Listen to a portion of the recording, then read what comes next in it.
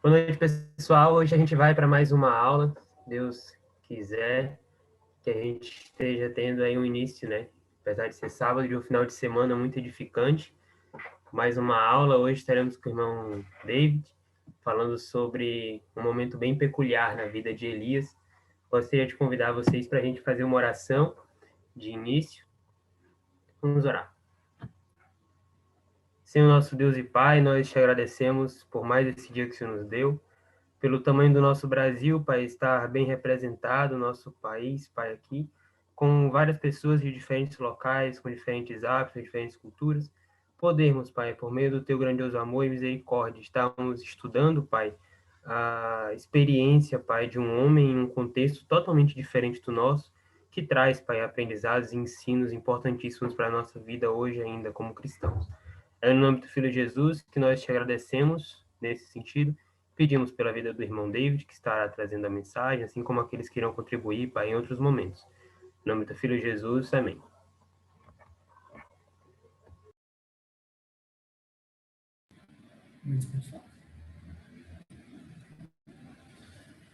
Boa noite, irmãos. Vamos louvar.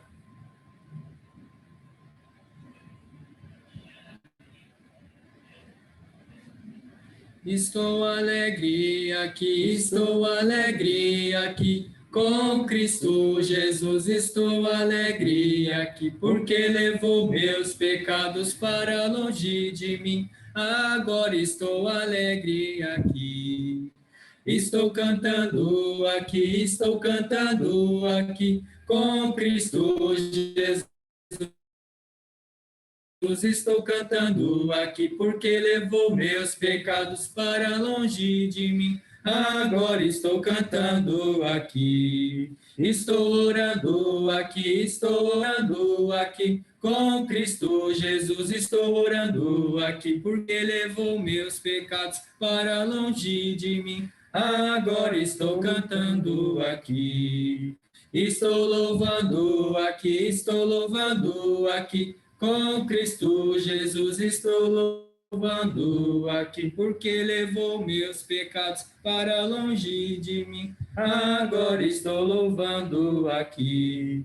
Estou alegre aqui, estou cantando aqui, com Cristo Jesus estou orando aqui, porque levou meus pecados para longe de mim. Agora estou louvando aqui.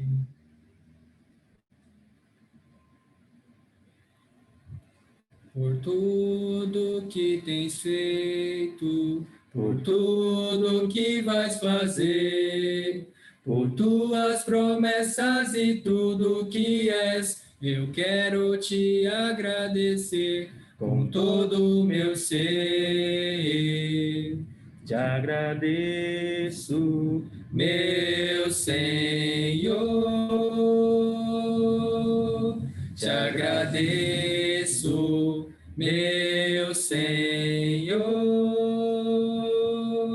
Te agradeço por me libertar e salvar, por ter morrido em meu lugar. Te agradeço, Jesus, te agradeço.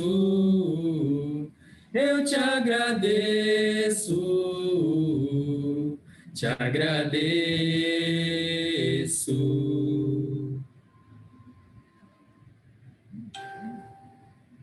Quando estou com o povo de Deus, eu sinto a maior alegria. Quando estou com o povo de Deus, eu sinto a real harmonia. Que prazer ver o povo de Deus louvando, tendo aqui um lugar todo santo. Quando estou com o povo de Deus, eu sinto a maior das alegrias. Quando estou com o povo de Deus, eu sinto a maior alegria. Quando estou com o povo de Deus, eu sinto a real harmonia. Que prazer ver o povo de Deus louvando, tendo aqui um lugar todo santo. Quando estou com o povo de Deus, eu sinto a maior das alegrias.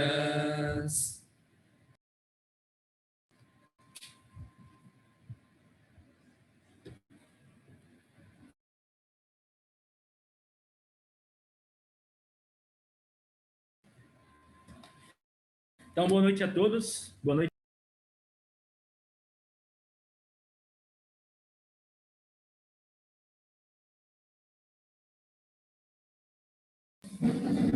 Boa noite a todos. Que a paz e a graça estejam com todos.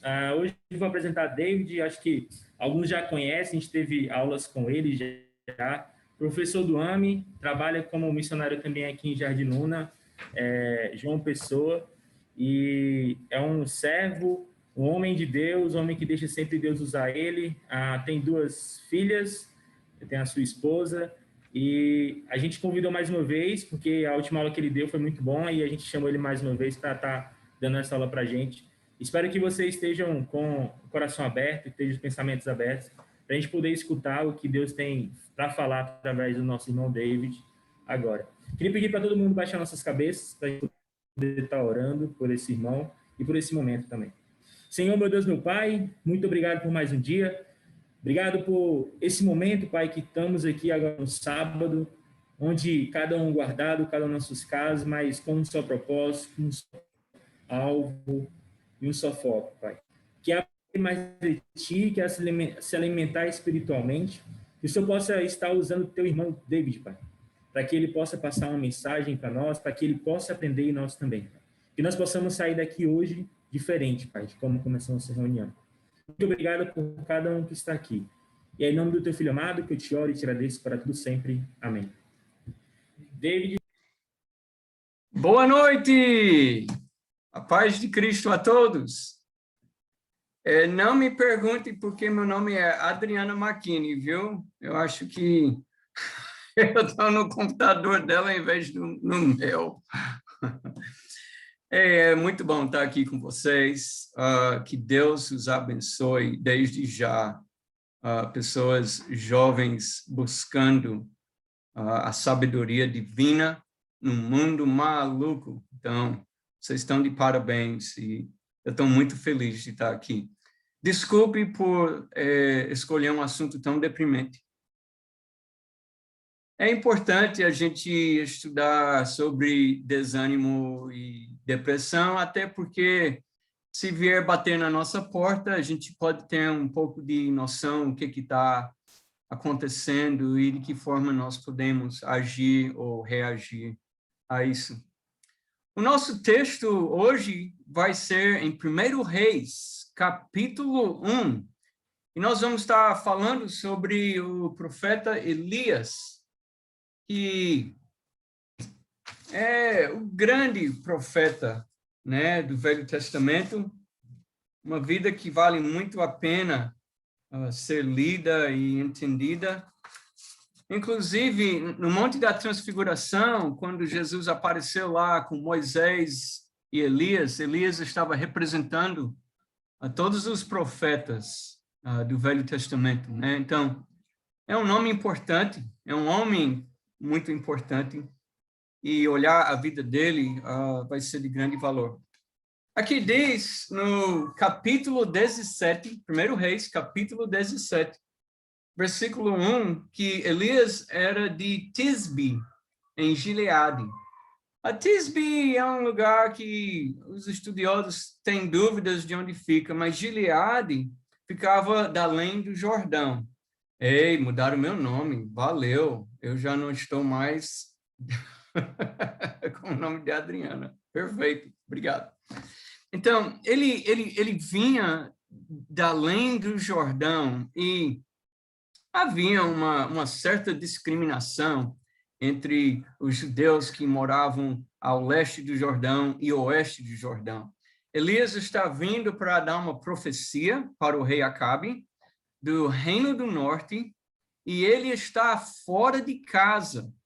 Ele está num lugar, num sotaque, costumes, num lugar diferente do que ele tem costume. Então, é como se Elias estivesse fazendo um trabalho missionário aqui. E ele diz, no versículo 1, juro pelo nome do Senhor, o Deus de Israel, a quem sirvo, que não cairá orvalho nem chuva nos anos seguintes, exceto mediante a minha palavra. E aí ele chega para o rei e Deus mandou ele dizer que vai faltar chuva. E faltar chuva naquela época era desastroso. A colheita ia sofrer, o povo ia passar fome, animais iriam morrer, pessoas iriam ou passar grande necessidade, mas também algumas pessoas iriam morrer. Então, ele estava levando uma notícia de sofrimento grande para o povo, né, daquela região. E depois que ele falou essas palavras com o rei, diz aqui que ele foi, a palavra do Senhor veio no versículo 2 do capítulo 17, e diz, saia daqui e vai para o leste e esconda-se perto do riacho de Querite, a leste do Jordão. Você beberá do riacho e dei ordens aos corvos para alimentarem lá. Então, vai para o rei, fale lá que vai faltar chuva e depois vai se esconder. Vai ficar à beira de um riachinho, de onde você vai beber água. E Deus está dizendo que vai mandar, e se você olhar no versículo 6, os corvos iam levar pão e carne para alimentar Elias. Elias ficou lá mais de um ano, sozinho nesse lugar. Ele ficou lá, sozinho, bebendo de um riacho, sendo alimentado por pássaros trazendo pão e carne. A solidão na vida de um ser humano, e creio que na pandemia temos visto pessoas muito solitárias, né? Pessoas que não saem de casa, pessoas que perdem entes queridos e não podem nem celebrar um velório ou um enterro direito, pessoas que estão sofrendo com ansiedade, depressão e também perdas enormes, tanto de pessoas físicas como econômicas, e estamos vendo o grande profeta aqui em isolamento. E o que acontece, depois de algum tempo, no versículo 7, é que aquele riacho secou. Não tinha chuva, então, eventualmente, a profecia de Elias atingiu ele mesmo. E Deus disse para ele, vá imediatamente no versículo 9, para a cidade de Sarepta, de Sidom, e fique por lá. Ordenei a uma viúva daquele lugar que lhe forneça comida. Só que quando ele chega lá, a mulher diz para ele no versículo 12, juro pelo nome do Senhor, que ele pediu pão, não tenho nem um pedaço de pão, só um punhado de farinha num jarro e um pouco de azeite numa botija. Eu estou colhendo alguns galinhos para fazer um último pão, para eu e meu filho morrermos. Então, o grande profeta Elias, é pedido que ele fale uma coisa muito difícil para um rei, porque não é uma boa notícia, viver em isolamento mais de um ano, e quando secou a sua fonte de água, agora ele vai ter que morar com uma viúva pobre. Agora, viúvas poderiam ter dinheiro ou não, mas uma viúva pobre é como se fosse o fim do fim, né? É como se fosse a última pessoa na escadaria, na hierarquia. Quer dizer, uma mulher sem fonte de renda, uma mulher sem quem cuidasse dela, uma mulher que perdeu o marido e não casou novamente. E Deus diz, e os próximos anos, quem vai cuidar de você é uma viúva que não tem nada. E eu estou relatando isso porque eu quero que você tanto esteja pensando no que está possivelmente acontecendo dentro da cabeça, do coração, do psique de Elias, e ao mesmo tempo, se você já esteve muito desanimado, se você já passou possivelmente por algum tipo de depressão, O que te levou a isso provavelmente não foi um evento ou um fato isolado. Geralmente, o que causa essas coisas são um acúmulo de coisas que vão se juntando, que vão juntando, que vão juntando e acabam por subjugar a alma humana. Acaba tendo um efeito intenso nas nossas vidas, na forma de ver e perceber a vida.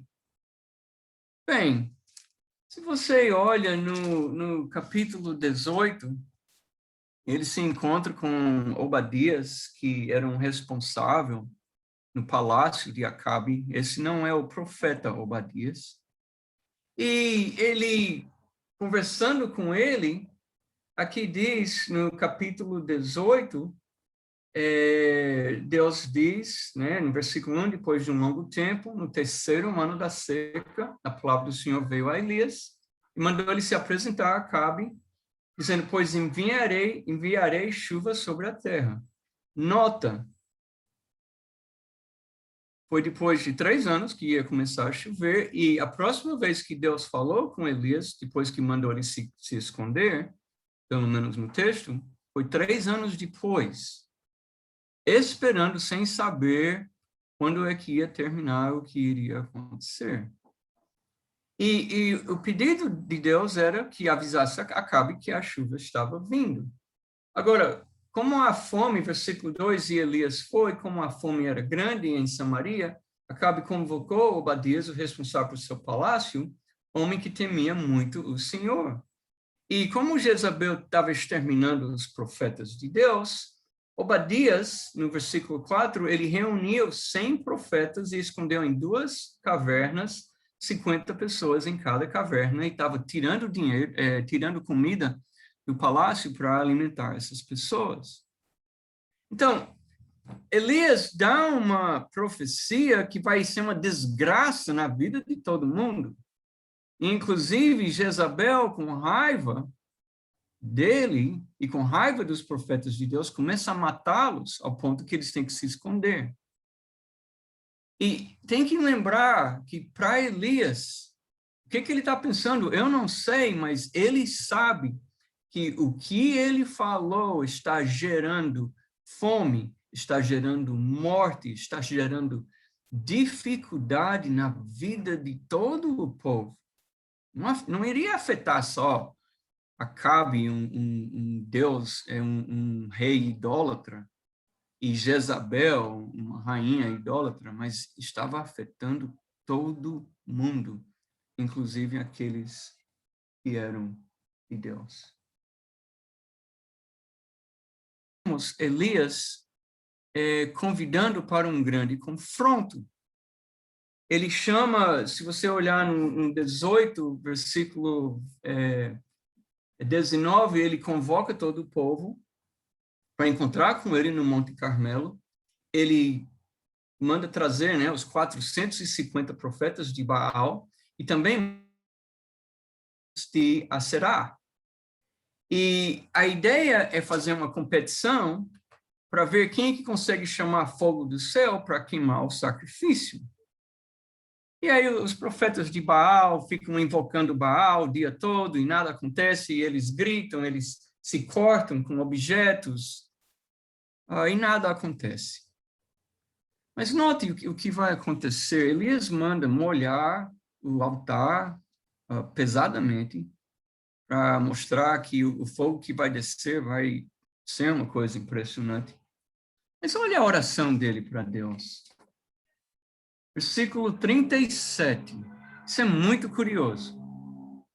Responde-me, ó Senhor, responde-me, para que este povo saiba que tu, ó Senhor, és Deus, e fazes o coração deles voltar para ti. O que eu não sei responder, e você pode ficar mastigando aí na sua mente, eu não sei se Monte Carmelo foi ideia de Elias ou ideia de Deus. Né? Se você é um profeta, você quer muitas vezes ver ação, agitação, você quer ver a coisa acontecer. Você quer ver a demonstração do poder de Deus. Né? Aqui o mal está vencendo o bem e está na hora de virar a mesa. Ele já ficou escondido por 3 anos. E ele quer o vamos ver aqui. Agora, foi Deus que mandou? O texto não diz. Foi ideia de Elias querendo fazer um confronto, como se fosse o confronto final, a prova de que Baal é falso, a prova que Deus é verdadeiro, daí mata todos os profetas de Baal, que foi o que ele mandou fazer, e daí todo mundo vai magicamente agora voltar os olhos para Deus e seguir Deus. E é estranho porque é como se Elias esperasse que essa competição em Monte Carmelo fosse a resolução de tudo. E, na verdade, a chuva vem, né? Elias sai correndo para Jezreel, mais rápido que o carro do rei, então foi the flash, chegou lá antes, através de Deus, do poder de Deus. Mas Jezabel ameaça matar ele. E ele foge com medo da sua vida.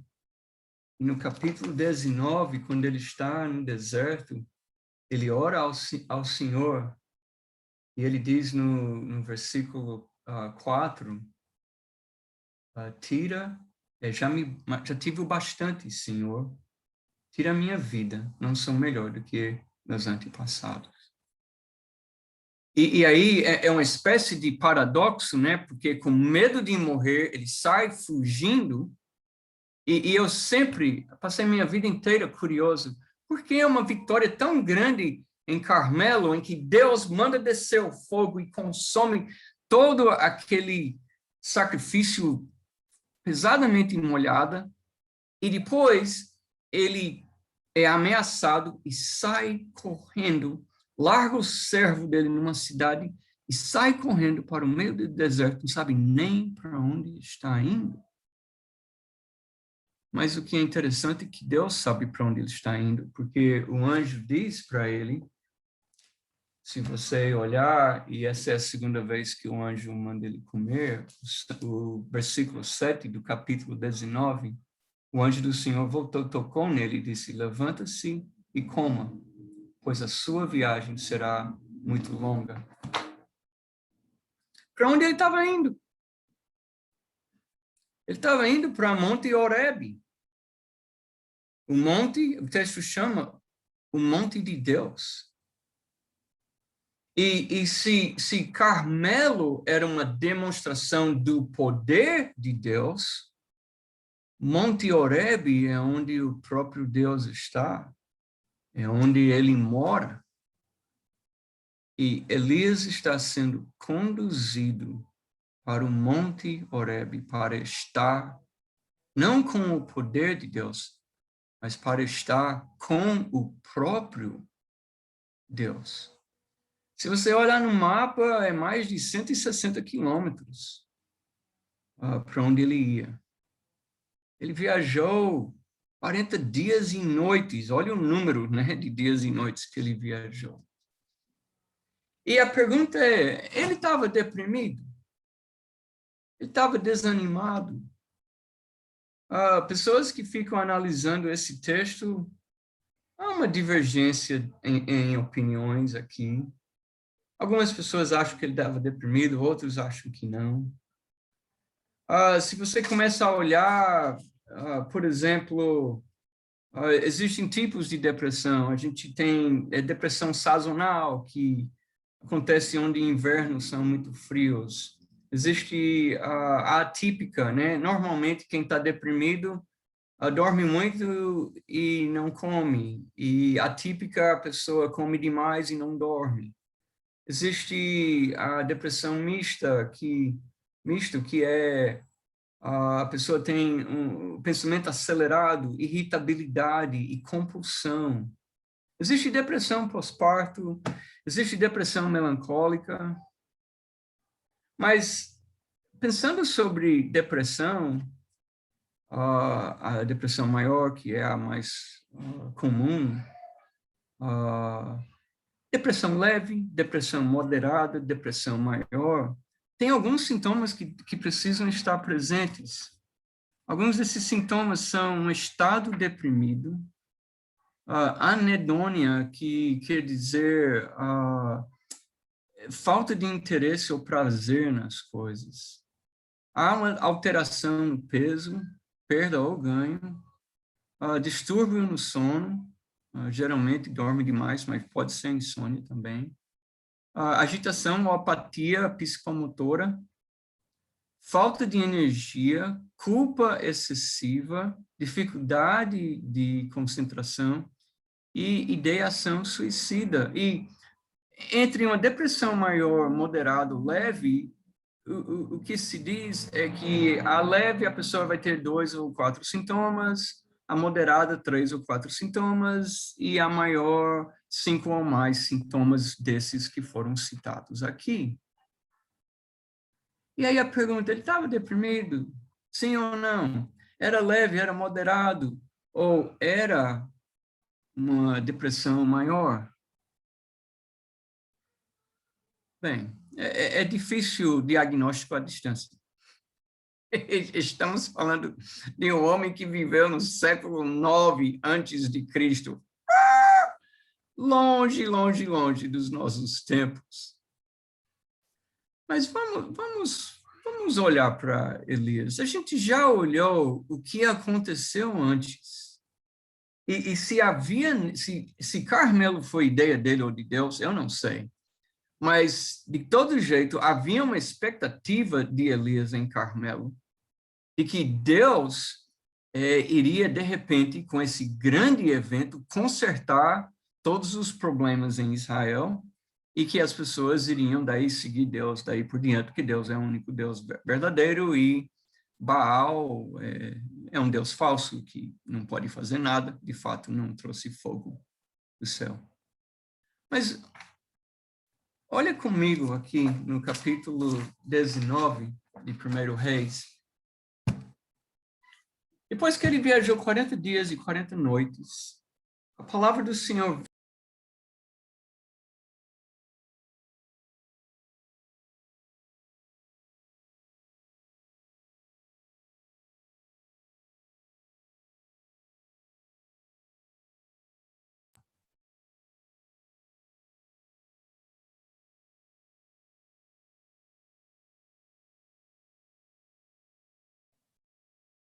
Desculpem, eu acho que alguém apertou sem querer aqui, estou de volta. Então, Deus chega para ele no versículo 9 e diz, o que você está fazendo aqui? Mas onde que ele estava? Ele estava dentro de uma caverna. E por que alguém iria entrar numa caverna? Bem, pensa comigo, cavernas no deserto. O deserto pode estar 50 graus fora de calor, você entra numa caverna, está fresquinho.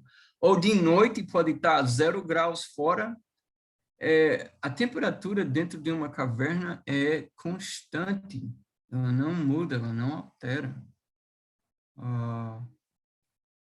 Eu passei a noite numa caverna uma vez. Foi bom até o guia nos falar que um menino morreu ali dentro e que ninguém tinha achado o corpo dele. E que se a gente visse um menino com a cabeça ensanguentada, bem branquinho, com os olhos brancos, que era ele. Eu não dormi muito bem essa noite. Deus pergunta, o que você está fazendo aqui? E olha a resposta dele. Tenho sido muito zeloso pelo Senhor, o Deus dos exércitos. Os israelitas rejeitaram a tua aliança. Então, no versículo 10. Os israelitas rejeitaram a tua aliança, quebraram os teus altares e mataram os teus profetas à espada. Sou o único que sobrou e agora também estão procurando matar. Ok, se ele desenvolveu aqui um estado clínico de depressão ou não, o ponto é pensar assim ou já gerou a depressão ou iria eventualmente gerar. Porque nota, olhando a fala dele, nós podemos saber onde ele está. os seus pensamentos e onde ele está emocionalmente. Ele diz, tenho sido muito zeloso pelo Senhor. Eu acho que tem uma ideia implícita aqui. Eu tenho sido muito zeloso pelo Senhor, e o Senhor... O que o Senhor tem feito por mim? Então, 3 anos escondido, no meio do nada, sem ninguém, depois com uma viúva pobre, e agora minha vida ameaçada. E em Monte Carmelo, o que era para ser a virada da mesa não virou nada. Eu tenho sido zeloso, Deus, mas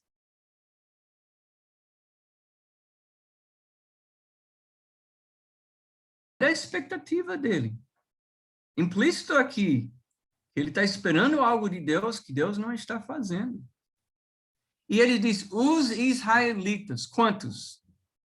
Os israelitas, ele está se referindo a quantos aqui? Todos. Porque ele diz, sou o único fiel, né, que sobrou. Todos os israelitas quebraram os teus altares e mataram os teus profetas à espada. Isso é verdade? Não, não é. A gente sabe que não é só pela frase, mas também sabemos que não é verdade porque o próprio texto diz. Se você olhar no versículo 18, diz assim, que Deus falando, no entanto, fiz sobrar 7.000 em Israel, todos aqueles cujos joelhos não se inclinaram antes de Baal, e todos aqueles cujas bocas não beijaram Baal. Então Deus diz, o único tem 7.000. O pensamento dele está coerente? Não. E muitas vezes, quando nós fazemos a vontade de Deus, nós ficamos esperando vitória após vitória após vitória. É raramente Deus trabalha assim. E, amados irmãos, eu fico pensando, é a mesma coisa na vida de Jó. Eu creio que a história de Jó está na Bíblia para nos ajudar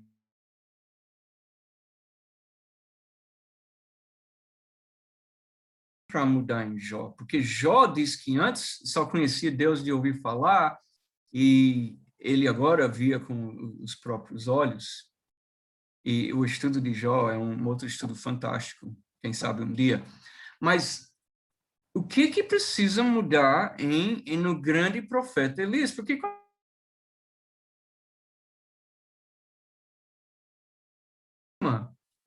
mas Tiago nos lembra que quando ele orou e não choveu por 3 anos e meio, lá diz que ele era humano, como nós. Ele é um homem incrível, mas ele não é sobrenatural, ele não tem um poder pessoal a mais. Deus fez ele correr rápido e pela oração dele parou de chover e caiu fogo do céu, mas o crédito disso é de Deus, não de Elias. Ele é um ser humano, é um homem de fé, mas é um homem de fé que está no Monte Horebe, no momento mais difícil da sua vida. E a pergunta é, o que Deus tem para fazer na vida de Elias? Sou o único que sobrou. Solidão faz isso. Solidão faz a gente pensar que nós somos os únicos. E não precisa ser solidão afastado de outras pessoas, simplesmente. Você pode ter um pecado da qual ninguém sabe, da qual ninguém vê você praticando, e você pode achar que você é o único que tem problema com esse pecado, ou o único que tem o problema nessa intensidade que você vive. Um pecado vivido de forma solitária é capaz de ruir a alma humana, é capaz de decompor o nosso espírito. Então, Elias está no seu momento mais difícil. E Deus faz coisas com Elias. Então, Deus não é um Deus cruel. Ele chega no deserto, onde a gente estava lendo, e é preparada uma refeição para ele 2 vezes, por anjos. Ele deita debaixo de uma árvore e dorme. Depois ele entra numa caverna e dorme. Fisicamente, ele está precisando se recompor. E Deus sabe disso. A tendência de uma pessoa desanimada ou deprimida pode ser de não se cuidar devidamente. E não tratar bem do seu corpo, da sua alimentação, do seu sono. E Deus está cuidando aqui do físico de Elias, mas tem outras coisas que precisam ser tratadas. Inclusive, no versículo 11 do capítulo 19, o Senhor disse para ele, saia e fique no monte na presença do Senhor, pois o Senhor vai passar. É a primeira vez que Deus diz para ele fazer uma coisa que a gente sabe e que ele não faz. Ele não sai da caverna. Aí Deus vem faz um vento forte que separa montes, mas Deus não estava no vento. Aí vem um terremoto, mas Deus não estava no terremoto. No versículo 12 teve um fogo, mas Deus não estava no fogo. E depois do fogo houve um murmúrio de uma brisa suave. E foi aí que Elias ouviu, puxou a capa para cobrir o rosto, saiu e ficou à entrada da caverna. Porque naquele murmúrio, Deus estava. O hebraico aqui é muito difícil de traduzir, mas é como se fosse uma quietude, uma quietude parada. É o que mais se assemelha ao que está no hebraico. Então, terremoto, vento, fogo, e daí veio uma quietude parada. Aí Elias sai da caverna. Porque ele está precisando contemplar Deus. Precisando tirar o foco de si e de olhar para aquele que sabe de todas as coisas. Mas aí Deus pergunta para ele o que você está fazendo. Ele repete a mesma frase, o que não é estranho, porque quando estamos focados na nossa dor ou na nossa expectativa frustrada, quando nós estamos pensando demais em nós mesmos, nós temos dificuldade de enxergar o Senhor e o que o Senhor quer fazer nas nossas vidas. Aí, Deus diz para ele, volte pelo caminho que veio, vai ungir Hazael, rei da Síria, vai ungir Jeú, rei de Israel, e vai ungir Eliseu, porque ele vai suceder você como profeta. Então, Deus dá comida para ele, Deus pergunta o que você está fazendo para fazer ele pensar, Deus aparece para ele numa quietude parada, e Deus diz, Elias, tenho 3 trabalhos para você, ungir 3 pessoas. E o terceiro é interessante, por quê? Porque Deus está dando para ele um companheiro.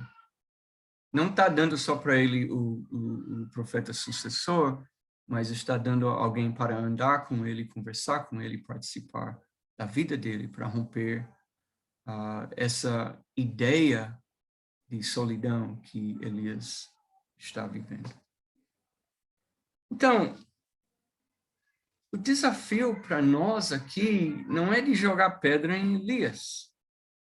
Ele é um homem incrível e olhe pelo que ele passou. O desafio para nós é de pensar onde nós queremos estar, no Monte Carmelo ou no Monte Horebe? Nós estamos mais interessados em ver demonstrações do poder de Deus ou de passar tempo com o próprio Eu quero só falar uma coisa que eu acho muito importante. Antigamente, mandar alguém para o psiquiatra ou psicólogo era visto como uma coisa para louco. Eu acho que as coisas reverteram de um jeito que igrejas, quando vem alguém que está mal, já querem mandar para psicólogo e psiquiatra, para tomar remédio e fazer terapia. Os irmãos não sabem o poder que tem de tocar e transformar a vida de alguém com depressão. Eu não estou falando para descartar a terapia e o psiquiatra. Inclusive, onde tiver ideia suicida, ideação suicida, sempre deve ser levado a sério e sempre é recomendado tomar remédio para diminuir os pensamentos negativos, diminuir a angústia que a pessoa está sentindo. Mas não subestime o seu papel como irmão na fé, não subestime a comunhão, não subestime o poder do Espírito Santo que mora dentro de você. Terapia, e eu faço terapia, então eu posso falar mal, terapia é você ir falar a sua vida para um estranho, com quem você não interage, e quem não vai ligar para você no final de semana para tomar um café. Em Cristo, nós oferecemos algo a mais. Nós oferecemos ajuda pessoal, interesse real e amor verdadeiro, que é o que a pessoa está, muitas vezes, precisando demais e não está encontrando ninguém na sua vida. Mas, mais uma vez, existem casos que precisam envolver profissionais, mas nunca é envolver profissionais e a gente se ausentar. E existem casos mais leves, que talvez nem seja necessário, onde tem relacionamentos íntimos e verdadeiros em Cristo. Isso resolve tanta coisa nas nossas vidas, tanta coisa. O sentimento de pertença resolve solidão, resolve ficar sozinho pensando besteira, porque quando eu estou alguém, eu tendo a pensar menos besteira, ou se eu falo a besteira que eu estou pensando, o irmão que está do lado diz, que é isso? O que está acontecendo? Está tudo bem? Me falem mais. O que está acontecendo na sua vida? Você me parece angustiado ou triste? É demasiadamente aqui. O que está acontecendo? Então, é importante e interessante que nós temos um papel para exercer na vida de alguém. Imagina o valor de Eliseu na vida de Elias, nesse momento da sua vida. Deus estava dizendo, tem um amigo para você que vai te acompanhar todo dia. Grande valor nisso. Grande valor nisso. Então, eu acho que o meu tempo deu aqui, eu vou parar de falar. Né? Uma boa ideia? Se não me engano, o tempo deu, né?